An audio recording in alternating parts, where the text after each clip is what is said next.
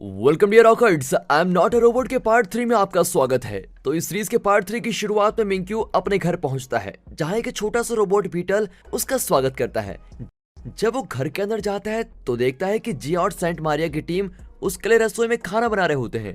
Team बताती है कि हम सभी कल ऑस्ट्रेलिया के लिए निकलने वाले हैं, इसीलिए हम आपके साथ एक आखिरी बार बैठ के खाना खाना चाहते हैं। बाद में खाना खाते समय सभी लोग मिंक्यू से माफी मांगते हैं, क्योंकि उनकी वजह से मिंक्यू को काफी तकलीफें हुई हैं। वो साथ ही बताते हैं कि हमने बीटल को आपके लिए एज अ गिफ्ट छोड़ा है और उसके साथ रहकर आप कभी बोर नहीं होंगे। अब बेचारा भावुक हो चुका मिंक्यू बहाने बनाते हुए बोलता है, आप लोग प्लीज यहीं रुक जाओ, बाहर तो काफी ज्यादा ठंड है। सभी उसकी ये बात मान लेते हैं और ये उनकी एक आखिरी और अच्छी मुलाकात बन जाती है। दूसरी तरफ AJ3 मार्टिन की वीडियोस चला रही होती है, जिसमें मार्टिन के खिलाफ सबूत होता है कि वो AJ3 को एक हथियार की तरह इस्तेमाल करना चाहता है। AJ3 एक और वीडियो चलाती है जिसमें सेंटा मारिया के वैज्ञानिकों की टीम बोल रही है, तुम एक अच्छी रोबोट हो और तुम इंसान की दोस्त बनकर रहोगी। अब परेशान होकर AJ3 दोनों वीडियोस को देखती रहती है। फिर उसको समझ आता है कि मार्टिन की वीडियो गलत है और इसीलिए वो मार्टिन की वीडियो डिलीट कर देती है। अगले सीन में मिंक्यू सोफे पर सोई जिहा के पास जाता है। वो जिहा के सामने जाकर बैठता है और प्यार से जिहा के हाथों पर किस करता है। तभी जिहा जाग जाती है। वो पूछती है, आपको क्या हुआ है, आप उदास लग रहे हो। अब मिंक्यू जवाब देता है कि मुझे बहुत बुरा लग रहा है कि सेंटा मारिया की टीम ने AJ3 को खो दिया है। फिर मिंक्यू को अच्छा महसूस कराने के लिए जिहा उसके गले लग जाती है और बोलती है, हम AJ3 को वापस ढूंढने में आपकी पूरी मदद करेंगे। बाद में मिंक्यू और जिहा मिलकर एक होटल में जाते हैं, जहां मिंक्यू मैडम एक्स नाम की एक औरत से मिलता है। मैडम एक्स वो इंसान है जो हमेशा से मिंक्यू की मदद करती आई है। मैडम एक्स बताती है कि मार्टिन एक बहुत बड़ा अपराधी है। उसने मर्डर, धोखाधड़ी जैसे कई बड़े अपराध किए हैं। हालांकि उसको कभी गिरफ्तार नहीं किया गया, क्योंकि कभी भी कोई उसके खिलाफ सबूत नहीं ढूंढ पाया। वो मिंक्यू को बोलती है, तुम मेरी मदद कर सकते हो। तुम्हें मार्टिन के ड्राइवर मिस्टर जोंग से कुछ रिकॉर्डिंग्स लेकर आनी होंगी। इन रिकॉर्डिंग्स की मदद से हम साबित कर पाएंगे कि मार्टिन एक बहुत बड़ा अपराधी है। वो आगे बोलती है कि अगर हम अपने मिशन में कामयाब हो गए तो हम पुलिस की मदद मिस्टर जोंग की सुरक्षा के लिए मांग सकेंगे। अगले दिन मिंक्यू और जिनबे एक रेस्टोरेंट में मिस्टर जोंग से मिलते हैं। मिंक्यू जोंग से विनती करते हुए बोलता है, आप प्लीज हमें कुछ सबूत दे दीजिए। उन सबूतों की मदद से हम बहुत सारे बेगुनाहों को इंसाफ दिला पाएंगे और वे बेचारे भी पहले की तरह अपनी जिंदगी खुशी से जी पाएंगे। मिंक्यू बातों को जारी रखते हुए बोलता है, अगर आप हमारी मदद करेंगे तो मैं वादा करता हूं कि पुलिस आपकी सुरक्षा के लिए कुछ लोगों को जरूर भेजेगी। अब ये सभी बातें सुनकर मिस्टर जोंग आखिरकार रिकॉर्डिंग्स जिनबे को दे ही देता है और जिनबे उन रिकॉर्डिंग्स को पुलिस के पास पहुंचा देता है। इस सब के दौरान जिहा मिंक्यू को एक अमीर व्यापारी के पास लेके जाती है, जहां AJ3 से जुड़ी डील होने वाली है और किस्मत से वो दोनों सही समय पर पहुंच जाते हैं और बताते हैं कि अब AJ3 की कोई भी डील नहीं होने वाली है। मतलब AJ3 को अब बेचा नहीं जा रहा है। लेकिन जैसे कि मिंक्यू को पता लगता है कि AJ3 तो खो गई है, वो जल्दी सेंटा मारिया टीम को इस बारे में बता देता है। बाद में जैसे कि डील तो कैंसिल हो ही गई है, इसलिए मार्टिन बहुत गुस्सा है। इसीलिए वो अपने आदमी को जल्दी से जल्दी AJ3 को ढूंढने के लिए बोलता है और सारा डाटा डिलीट करने को बोलता है।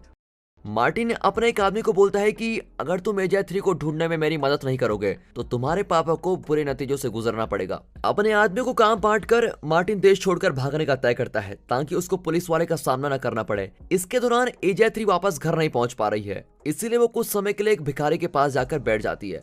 भिखारी बोलता है, तुम यहाँ से चले जाओ। लेकिन AJ3 तो अपनी ही बातें शुरू कर देती है। धीरे धीरे दोनों को एक दूसरे के साथ अच्छा लगने लगता है और राजा की तरह बड़े दिल वाला भिखारी एक बस टिकट AJ3 को पकड़ाता है, जिससे कि AJ3 को वापस जाने में मदद मिलेगी। अब कहीं और सेंटा मारिया की टीम कैमरे की रिकॉर्डिंग्स की मदद से AJ3 को ढूंढने की कोशिश कर रही है और इसके दौरान मिंक्यू, जिहा और मार्टिन के आदमी रोबोट को गलियों में घूम घूम कर ढूंढ रहे हैं। अब कुछ समय बाद मार्टिन के लोगों को AJ3 का पता लग जाता है कि वो एक कंप्यूटर के शोरूम में चली गई है। AJ3 कंप्यूटर की मदद से मिंक्यू के घर का रास्ता ढूंढ लेती है और वहां तक की एक बस ले लेती है। उसके कुछ देर बाद ही मार्टिन के आदमी उसी कंप्यूटर वाले शोरूम में जाते हैं और उनको पता लग जाता है कि AJ3 कहाँ जा रही है। जल्दी से इसके बारे में वो मार्टिन के असिस्टेंट को बता देते हैं। अब कुछ समय बाद AJ3 बस से उतरकर मिंक्यू के घर की तरफ पैदल जाने लगती है। रास्ते में उसके पास कोई चाचा भतीजा आते हैं और वो AJ3 को पसंद भी करते हैं। वो बोलते हैं, तुम हमारे साथ चलो, हम तुम्हें तुम्हारे घर छोड़ देंगे। लेकिन जैसे ही तीनों मिंक्यू के घर के लिए निकलने वाले होते हैं, तभी मार्टिन के आदमी वहां आकर उनका रास्ता ब्लॉक कर देते हैं। मार्टिन के आदमी AJ3 को ले जाने वाले होते हैं कि तभी वहां पर पुलिस वाले आ जाते हैं और मार्टिन के बुरे आदमी को पकड़ लेते हैं। कुछ समय बाद होंग आता है और AJ3 को वापस लैब में लेके जाता है। टीम के सभी लोग बहुत खुश हैं कि आखिरकार उनकी प्यारी रोबोट दोस्त वापस आ गई है।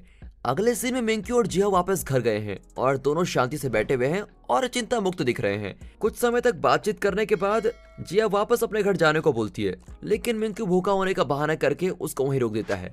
जब जिया अपने प्यारे मिंक्यू के लिए कुछ बना रही होती है, तभी मिंक्यू उसको अपनी तरफ खींचता है और किस करने लगता है। उसी रात सेंटा मारे की पूरी टीम रात के खाने के लिए इकट्ठा होती है। वो सभी मिलकर AJ3 की रिकॉर्डिंग्स को देखते हैं क्योंकि वो पहली बार लोगों के बीच गई थी। सभी को बहुत गर्व होता है कि उनकी बनाई AJ3 इंसानों में अच्छे से घुल मिल पाई है। इसके बाद हॉन्ग बोलता है कि अब हम AJ3 का चेहरा बदलने वाले हैं, इसीलिए AJ3 को सभी अपना आखिरी अलविदा कर देते हैं। अगले दिन मिंक्यू मैडम एक्स से मिलता है और एक पेन ड्राइव पकड़ाता है जिसमें मार्टिन के खिलाफ सबूत होते हैं।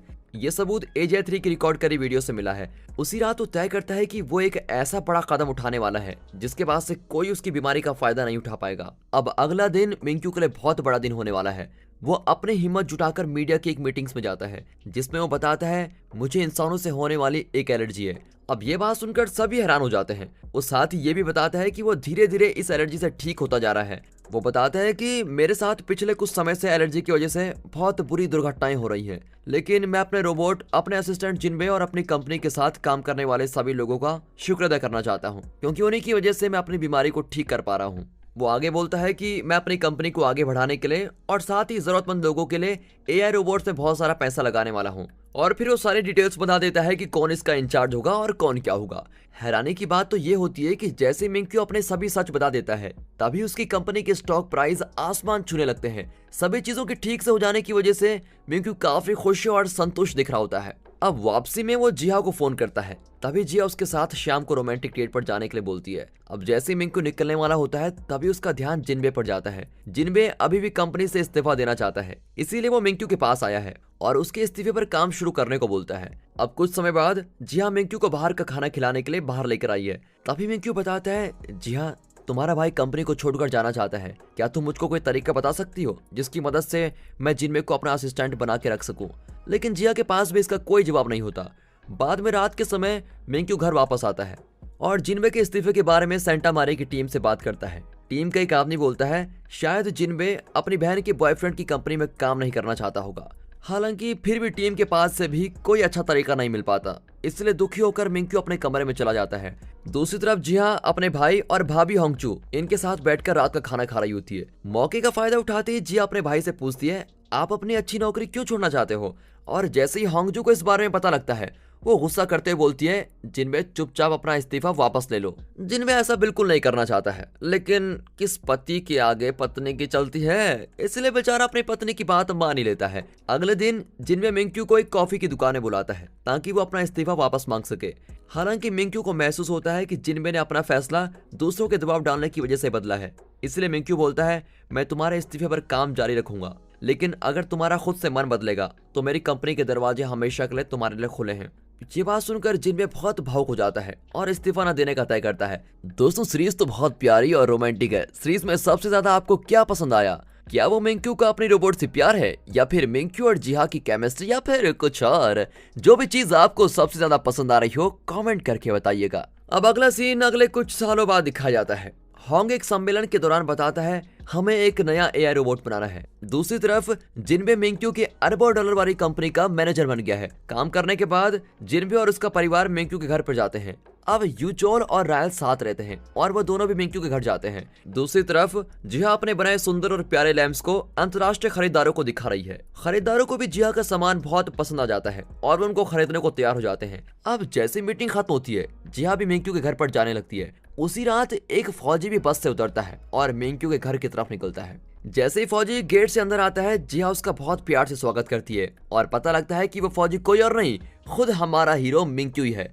दोनों इतने समय बाद साथ होने की वजह से बहुत खुश होते हैं। इसके बाद जिहा मिंक्यू को घर के अंदर लेके जाती है, जहां सभी बेसब्री से अपने दोस्त मिंक्यू का इंतजार कर रहे हैं।